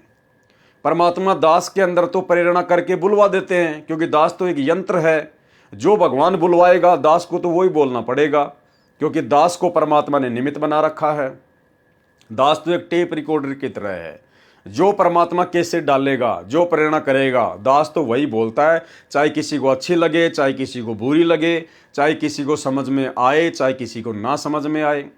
और आप भाई बहनों ने फिर ये भी देख लिया होगा कि पवन दास के मुंह से परमात्मा जो बातें बुलवाते हैं, उस समय हो सकता है किसी भाई को यकीन ना हो, लेकिन महीना 2 महीने बाद में परमात्मा उसका प्रमाण भी दे देते हैं कि यार बात तो सही है, उस समय ये भगत पवन दास ने ये बात बोली थी और अब देखो इसका प्रमाण भी आ गया। तो परमात्मा वही बुलवाते हैं जो बिल्कुल सत्य होता है। तो यहाँ भी एक ऐसा ही संकेत है, जैसे दास बार बार आप भाई बहनों को बोलता है, क्योंकि गुरुजी अपने सत्संगों में कहते हैं ना कि इस दास रामपाल दास को 1997 में कबीर परमात्मा दिन के 10 बजे आके मिले थे। तो दास आप भाई बहनों को कहता है कि भाई कोई कबीर परमात्मा संत रामपाल जी को 1997 में दिन के 10 बजे आके नहीं मिला। भाई ये तो खुद ही परमात्मा है, खुद ही ये सतगुरु है, इनको कोई भी आके नहीं मिलता है। इस प्रकार की लीला परमात्मा अपने आप को छुपाते हुए करते हैं। तो अब परमात्मा ने उसका प्रमाण भी दे दिया कि भाई संत रामपाल जी को 1997 में कोई परमात्मा आके नहीं मिला था। क्या संकेत है, इस सवाल के माध्यम से पढ़ेंगे। प्रश्न नंबर 33, उत्तर प्रदेश और छुडानी धाम में कबीर साहिब ने जिन 2 भक्तों को नाम देने का अधिकार दिया, क्या उनके कोई गुरु नहीं थे? यदि थे तो उनके गुरु ही उनको आदेश दे देते, स्वयं कबीर साहिब को क्यों आना पड़ा? ये बात स्पष्ट कीजिए। क्या ये जरूरी है कि कबीर साहिब जिनको आकर कहें वो ही नाम दें? ये बात मुझे थोड़ी अच्छी तरह समझाएं, क्योंकि लोग निष्काम भक्ति करके अज्ञान के कारण सतलोक नहीं जा पाते और कबीर साहिब सभी आम लोगों को दर्शन देकर शायद इतना नहीं समझाते। ये मैं इसलिए भी जानना चाहता हूँ कि कुछ गुरु जो कबीर पंथी हैं और जिनको अधिकार भी है अपने गुरुजी से नाम देने का, उनको भी कबीर साहिब ने जल्दी दर्शन नहीं दिए। ऐसा मैंने कुछ सुना था, शायद बाद में दे दिए हों दर्शन, ये मुझे पता नहीं। तो क्या कह रहे हैं सतगुरु रामपाल जी परमात्मा? उत्तर, जिस समय पृथ्वी पर सत भक्ति मार्ग दर्शक संत नहीं रहते, तब कबीर साहेब स्वयं आकर सत भक्ति प्रारंभ करके चले जाते हैं। ये गूढ़ रहस्य है भाई और बहनों इन दो लाइनों में। क्या कह रहे गुरुदेव भगवान कि जिस समय धरती पर सत्य भक्ति मार्ग दर्शन करने वाले संत नहीं होते हैं, उस समय वो कबीर परमात्मा किसी भी रूप में प्रकट होकर और ये भक्ति देकर फिर वापस सतलोक चले जाते हैं। तो भाई और बहनों बात करते हैं 1997 की, बात करते हैं 1997 की। 1997 भाई 1997 में तो सतगुरु रामपाल जी भगवान थे। 1994 से इन्होंने अपना मार्ग शुरू कर दिया था और 94 में सत्संग कर रहे, 95, 96, 97, 98 वर्तमान तक ये सत्संग कर रहे हैं। तो 1997 में तो धरती पर सत भक्ति मार्ग देने के लिए स्वयं सतगुरु रामपाल जी संत रूप में प्रकट हैं। सच्चे संत हैं, पूर्ण संत हैं, जगत गुरु हैं, तत्वदर्शी हैं। आप सबको पता है, इसमें तो कोई संशय नहीं है ना। अब क्या कह रहे हैं परमात्मा उत्तर देते हुए, ध्यान से सुनना, कि कबीर परमात्मा को धरती पर स्वयं आने की जरूरत कब पड़ती है? जिस समय धरती पर सत भक्ति मार्ग दर्शन करने वाले संत नहीं रहते हैं, तब कबीर साहब स्वयं आकर सत भक्ति प्रारंभ करके चले जाते हैं। तो भाई 1997 में तो जिसके विषय में सतगुरु रामपाल जी परमात्मा कहते हैं कि मुझे 1997 में कबीर परमात्मा ऊपर से आकर जिंदा महात्मा के रूप में दिन के 10 बजे मिले। तो भाई क्यों मिले परमात्मा आके? क्यों मिलेंगे परमात्मा आके? क्योंकि परमात्मा का नियम तो गुरुजी ने बता दिया कि परमात्मा तो धरती पर केवल उसी समय आता है जब धरती पर कोई पूर्ण संत नहीं होता है, पूर्ण सत भक्ति मार्ग का दर्शक कोई संत नहीं होता है, उस समय आता है कबीर जी। तो भाई 1997 में तो सत भक्ति देने वाला पूर्ण संत धरती पर प्रकट था, आज भी है। तो भाई फिर वो कबीर परमात्मा संत रामपाल जी को मिलने क्यों आएगा? क्योंकि संत रामपाल जी ने तो 1994 में अपना मार्ग शुरू कर दिया था। फिर वो परमात्मा 1997 में क्यों आएगा? क्या संत रामपाल जी पूर्ण संत नहीं है क्या? क्या पूर्ण सत भक्ति मार्ग दर्शक नहीं है क्या? क्योंकि कबीर जी तो उसी समय आता है जब पृथ्वी पर कोई, जिस समय पृथ्वी पर सत भक्ति मार्ग दर्शक संत नहीं रहते, तब कबीर साहब स्वयं आकर सत भक्ति मार्ग प्रारंभ करके चले जाते हैं। तो पूर्ण संत सतगुरु रामपाल जी ने तो 1994 में ही अपना मार्ग शुरू कर दिया था, और ये तो पूर्ण संत हैं, सत भक्ति मार्ग दर्शक हैं। फिर 1997 में कबीर जी जबरदस्ती आके क्यों मिलेंगे? इसलिए भाई और बहनों दास कहता है ज्ञान आधार से, गुरु जी की प्रेरणा से, कि संत रामपाल जी स्वयं ही कबीर परमात्मा है, ये केवल एक पूर्ण संत की भूमिका कर रहे हैं। और 1997 में इन्होंने जो ये बात कही है अपनी पुस्तकों में या वीडियो में या सत्संगों में, वो केवल इसलिए कही है क्योंकि 650 साल पहले परमात्मा ने जब कबीर सागर लिखाया तो धर्मदास जी के माध्यम से एक वाणी लिखवाई थी कि धर्मदास जब आवे 5500 पांचा, तब ये वचन मेरा होगा साचा। 5000 और 500 जब कलयुग बीत जाए, महापुरुष फरमान तब जग तारण को आए। परमात्मा ने कहा था कि जब कलयुग के 5505 वर्ष बीत जाएंगे, तब धर्मदास मैं खुद ही जाऊंगा। और भाई वो कलयुग के 5505 वर्ष सन 1997 में पूरे होते हैं। तो अपनी उस वाणी को सत्य साबित करने के लिए परमात्मा सतगुरु रामपाल जी ने इस प्रकार की लीला की और अपनी पुस्तकों में लिखवाया। अन्यथा सतगुरु रामपाल जी स्वयं ही कबीर भगवान है, इनको भला ऊपर से और दूसरा कौन भगवान आके मिलेगा। और यहाँ ये परमात्मा का लेख जो सतगुरु रामपाल जी ने खुद अपने कर कमल से लिखा है, ये भी यही कह रहा है कि जिस समय पृथ्वी पर सत भक्ति मार्ग संत नहीं रहते, तब कबीर साहब स्वयं आकर सत भक्ति प्रारंभ करके चले जाते हैं। तो 1997 में तो सतगुरु रामपाल जी धरती पर प्रकट थे और अब भी प्रकट हैं, और ये तो पूर्ण संत हैं, पूर्ण सत भक्ति मार्गदर्शक संत हैं। तो कबीर जी तो ऐसे में आ ही नहीं सकता धरती पर। अगर कोई और कबीर है तो वो कबीर तो धरती पर किसी पूर्ण संत के रहते सहते आ ही नहीं सकता, क्योंकि पूर्ण संत खुद कबीर होता है। और जब कबीर धरती पर है तो दूसरा कबीर कौन मिलेगा? तो भाई और बहनों, इस दास को निमित्त बनाकर सतगुरु रामपाल जी भगवान जो भी कुछ बुलवाते हैं साध संगतियों में, तो भाई और बहनों वो परमात्मा का ही आदेश होता है। गुरुदेव भगवान की प्रेरणा से ही दास बोलता है, भले उस समय मैं उसका कोई प्रमाण ना दे पाऊँ, क्योंकि मुझे भी नहीं पता होता, लेकिन गुरुजी जो प्रेरणा कर देते हैं दास वो बोलता है, और आगे चल के भाई और बहनों फिर उसका प्रमाण भी दे देते हैं गुरुजी कि इस कुत्ते के मुंह से मैं ही बुलवा रहा हूं। इसलिए आप लोगों ने विचार करके सोच समझ के बातों पे यकीन करना चाहिए। तो आज आपको उस बात का ये प्रमाण भी दे दिया परमात्मा ने, और इसीलिए गुरुदेव भगवान ने इस पवित्र पुस्तक भक्ति और भगवान के विषय में एक वीडियो में कहा था कि ये पुस्तक भक्तों को जरूर पढ़नी चाहिए। ये पुस्तक आपको सेंटर में रखेगी, आपकी सारी शंकाओं का समाधान कर देगी। तो भाई और बहनों, आज आपके सामने ये सबूत भी आ गया कि 1997 में संत रामपाल जी को कोई कबीर परमात्मा सतलोक से आकर नहीं मिला था।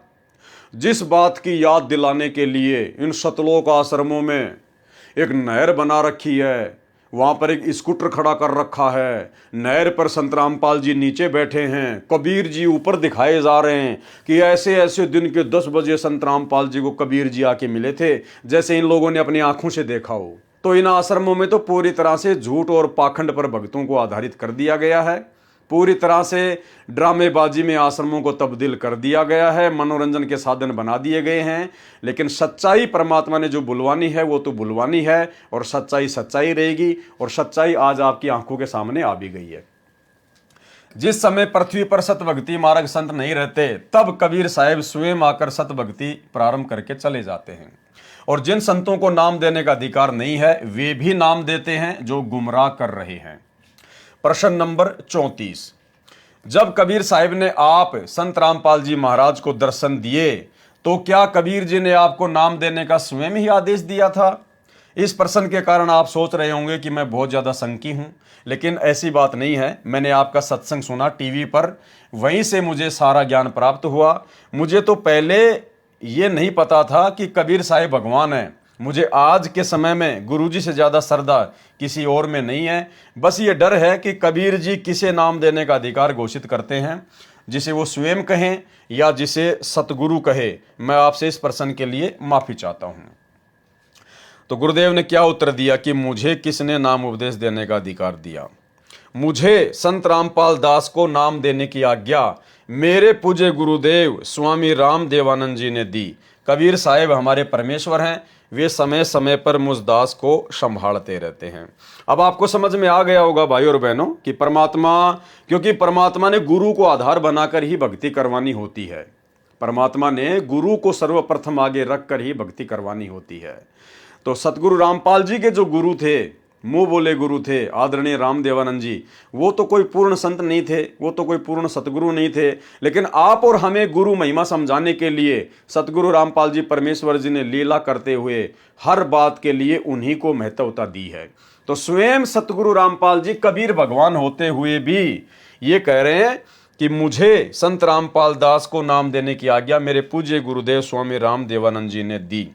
कबीर साहिब हमारे परमेश्वर हैं, वे समय समय पर मुझ दास को संभालते रहते हैं। तो ये आप सबके सामने आ गया है। संत रामपाल जी को संभालने वाला कोई नहीं है सृष्टि में। ये संत रामपाल जी पूरी सृष्टि को अकेले संभाल रहे हैं। यही कबीर भगवान है जो तीनों लोकों में प्रवेश करके सबका भरण पोषण करते हैं। भला इनको संभालने की हिम्मत किसके अंदर है? तो ये तो आप और हमें अच्छे से पता ही चल गया कि परमात्मा अपने आप को छुपाते हैं कि मैं दास हूँ, मैं प्रतिनिधि हूँ, मेरे को तो कबीर जी ने भेजा है। तो ये तो परमेश्वर जी अपने आप को छुपाते हैं। आप और हम साथ संगत वाले भाई बहनों को तो अच्छे से सब कुछ समझ में आ ही गया है। तो भाई और बहनों, पुस्तक भक्ति और भगवान के अंदर जो प्रश्नोत्तरी थी वो कंप्लीट हो चुकी है, और परमेश्वर ने इस पुस्तक के माध्यम से आप और हम भगत भाई बहनों की बहुत सारी शंकाओं का समाधान भी करवा दिया है। परमेश्वर ने भक्ति मार्ग के गूढ़ रहस्य हमें समझा भी दिए हैं। जिन भक्ति मार्ग की अनसुनी सच्चाई और गूढ़ रहस्यों से हमारे खुद के 90% भगत भाई बहन जो सतलोक आश्रमों से जुड़े हुए हैं वो अनजान हैं। और देखो भाई और बहनों, परमात्मा कहते हैं सकल पदार्थ है जगमाही, कर्म ही नर पावत नाही। ये सारी गूढ़ बातें जो हम साथ संगति वाले भाई बहन वीडियो बना बना के सोशल मीडिया पर डाल रहे हैं, इसके बावजूद भी उन कर्महीन लोगों को जो सतलोक आश्रमों से जुड़े हुए हैं 90% भक्तों को समझ में नहीं आती। वो इन वीडियो को नहीं देख पाते क्योंकि उनके संस्कार इतने प्रबल नहीं हैं, उनके संस्कार इतने ज़बरदस्त नहीं हैं। और परमात्मा किसी भी आत्मा के संस्कारों में अपनी तरफ से छेड़खानी नहीं करता है। जो भक्ति चाहने वाली आत्मा है, जिसको वास्तव में परमात्मा चाहिए, केवल परमात्मा उसी आत्मा के संस्कारों को मजबूत करता है, बाकी नहीं करता है। अब ऐसे तो परमात्मा स्वयं धरती पर है, संत रामपाल जी स्वयं कबीर भगवान है, और 30 साल हो गई इनको इतना प्रयास करते हुए। आज क्यों ये दुनिया इनसे उपदेश नहीं ले रही, क्यों दुनिया इनके सत्संग नहीं सुन पा रही, जबकि ये तो समर्थ हैं। अगर इन्होंने जबरदस्ती करनी हो तो ये सतगुरु रामपाल जी तो स्वयं परमात्मा है, समर्थ हैं, असंख्य ब्रह्मांडों के स्वामी हैं। अगर ये चाहें तो पूरी पृथ्वी के जितने भी स्त्री पुरुष हैं, ये तो सबके सौपन में आकर उनको अपनी जानकारी दे सकते हैं कि भाई मैं भगवान आया हूं। या जैसे भी वो जिसको भी भगवान मानते हैं वो लोग, कोई हनुमान पूजता है, कोई बालाजी पूजता है, कोई माता जी पूजता है, तो सतगुरु रामपाल जी तो उन देवी देवताओं का रूप बना के जिनके ऊपर वो लोग आश्रित हैं, सतगुरु रामपाल जी उनके सौपन में आके उन्हीं के इष्ट देवी और देवताओं के माध्यम से कहलवा सकते हैं कि भाई हमारे पास में कुछ नहीं है, आप संत रामपाल जी के शरण में जाओ। वर्तमान में वही पूर्ण संत है, वही पूर्ण परमात्मा है। समय बहुत खराब आ रहा है, युग परिवर्तन का समय है, आप जल्द से जल्द उनके सत्संग सुनना शुरू कर दो और उनसे उपदेश ले लो, वरना तुम्हारा बचाव नहीं होगा। तो कौन नहीं आएगा? जब अपनी जान के ऊपर आती है, जब मौत सामने दिखाई देती है, तो हर आदमी दौड़ लेता है। तो ये परमात्मा चाहे तो ये तो एक ही रात में पूरी दुनिया को अपने चरणों से जोड़ ले, लेकिन ये परमात्मा इस प्रकार नहीं करता है, जबरदस्ती नहीं करता है। तो यही नियम उनकी संगत के ऊपर लागू होता है। संगत में भी केवल परमात्मा उन्हीं आत्माओं को साथ संगति से जोड़ेगा, उन्हीं आत्माओं को भक्ति मार्ग के गूढ़ रहस्यों से परिचित करवाएगा, जो आत्माएं अधिकारी हैं, जो वास्तव में सतलोक जानने योग्य हैं। अन्यथा भाई और बहनों, आते रहो जाते रहो, लड्डू जलेबी खाते रहो, ज्योति पाठ के पैसों के नाम पे लूटते रहो, पीटते रहो। परमात्मा किसी के संस्कारों में अपनी तरफ से कोई छेड़खानी नहीं करता है। केवल जो अधिकारी आत्मा है, जो योग्य आत्मा है, परमात्मा उन्हीं आत्माओं के संस्कारों को प्रबल करता है, अन्यथा परमात्मा छेड़ता भी नहीं है। आज देख लो किस प्रकार से भीड़ उन आश्रमों में जाती है, ना कोई मर्यादा, ना कोई नियम, कुछ नहीं। जैसे लोग मेले में जाते हैं, शाम को घर वापस आ जाते हैं, वो का वो सिस्टम चल रहा है। तो आप और हम साथ संगति से जुड़ी हुई भगत आत्माओं के ऊपर गुरुदेव भगवान की विशेष मेहर, विशेष रजा, विशेष वीवीआईपी आशीर्वाद है परमात्मा का। भाई और बहनों, वर्तमान में आप और हमें भी ये कोई विशेष बात नहीं लग रही होगी, लेकिन आने वाले समय में जब ये परमात्मा सबके सामने प्रकट होगा, उस समय हमारी आंखें फटी की फटी रह जाएंगी कि हे परमात्मा, आपने दया बख्शी मालिक, जो आपने हमें साध संगति से जोड़ दिया। नहीं तो परमात्मा हमारी भी वही हालत होती, ना घर के ना घाट के, धोबी के कुत्ते की तरह बन के इन आश्रम वालों की तरह हम घूमते रहते। तो आने वाले समय में इस बात का पता भी चलेगा, खुलासा भी होगा, सब कुछ होगा। लेकिन परम सौभाग्य उन आत्माओं का जिनको आज ही साथ संगति पर सतगुरु आशीर्वाद से दृढ़ विश्वास हो गया है, और जो आत्मा मर्यादा में रह के गुरु को भगवान मान के, ज्ञान को आधार बना के, घर को आश्रम बना के अपनी भक्ति कर रही हैं। तो भाई और बहनों, भक्ति और भगवान पुस्तक में जो विशेष ज्ञान था, जो परमेश्वर ने जो देना था, वो समाप्त हो चुका है। ये 16वें नंबर का वीडियो बन चुका है। अब आगे कुछ भक्तों के इंटरव्यू हैं और सृष्टि रचना की जानकारी है। तो कल रात्रि 9 बजे हम उन भगत भाई बहनों के इंटरव्यू को आधार बनाकर कुछ बातें समझने का प्रयास करेंगे, परमेश्वर जी की समर्थता और महानता के विषय में जानने का प्रयास करेंगे। उसके बाद में परमात्मा सृष्टि रचना के विषय में दास को प्रेरणा करेंगे, तो ही दास उसके ऊपर वीडियो बनाएगा, अन्यथा फिर हम गुरुदेव के आशीर्वाद से किसी दूसरी पुस्तक के ऊपर वीडियो बनाना शुरू करेंगे। तो रात्रि 9:30 बजे सभी भाई बहन लाइव जुड़िए। बंदी छोड़ सतगुरु रामपाल जी परमात्मा की जय हो।